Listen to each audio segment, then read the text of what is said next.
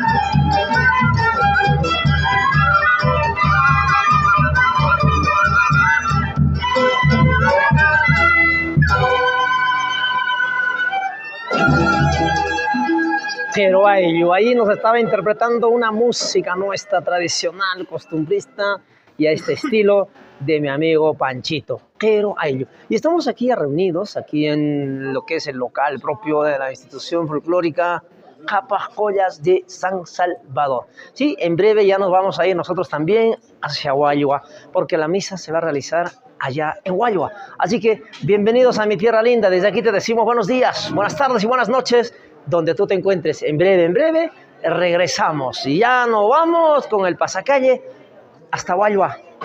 Regresamos en breve.